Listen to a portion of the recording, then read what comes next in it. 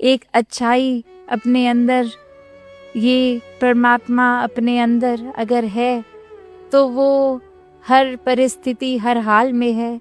सिर्फ तब नहीं शुक्राना भाव जब मेरे मुताबिक मुझे जो चाहिए मिल रहा है, और शिकायत उस समय भी नहीं जब मेरे मुताबिक मुझे कुछ नहीं मिल रहा। ये परमात्मा का किया सब पूरा है, जो जिसके हिस्से वो उसके लिए ही, बेहतरी के लिए।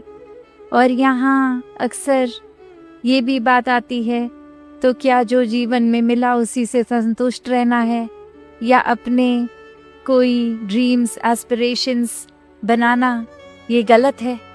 नहीं, परमात्मा ने जहाँ ये जीवन दिया, ये घर गृहस्थी, पालन पोषण, काम काज, एक समाज में रहने की बात, तो वहाँ एक अपनी ह्यूमन कैपेसिटी के हिसाब से ये मेहनत मुशक्क़त करना बहुत ही जहाँ ज़रूरी, क्योंकि समाज पे बोझ नहीं बनना है।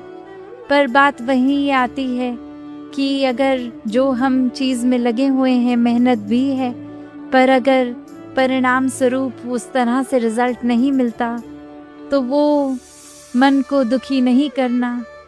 संत तो इसमें भी फिर कृपा ही देखते हैं कि ऐसे ही बोलते हैं कि बहुत इस एग्ज़ाम की तैयारी की थी पर पास नहीं हुए, निरंकार की कृपा से फेल हो गए। तो उसमें भी ये सेंस ऑफ लॉस नहीं है। क्योंकि शायद हमारी ही तैयारी में कमी रही थी।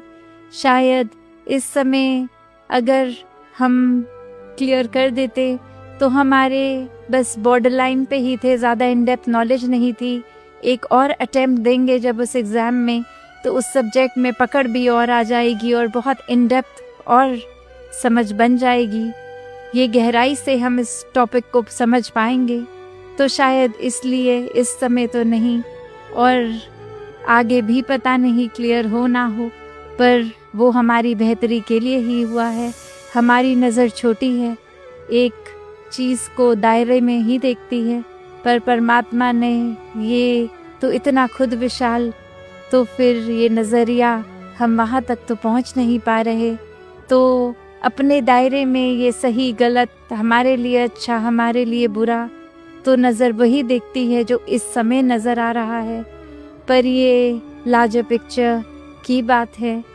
ये एक दूर से जब चीज़ को देखेंगे तो पूरी नज़र आती है, पर नज़दीक से देखते हैं तो कुछ उसका अंश ही। तो वही बात कि हर हाल में भक्तों ने शुक्राना इसलिए सिखाया क्योंकि भक्त हमेशा परमात्मा की तरफ समर्पित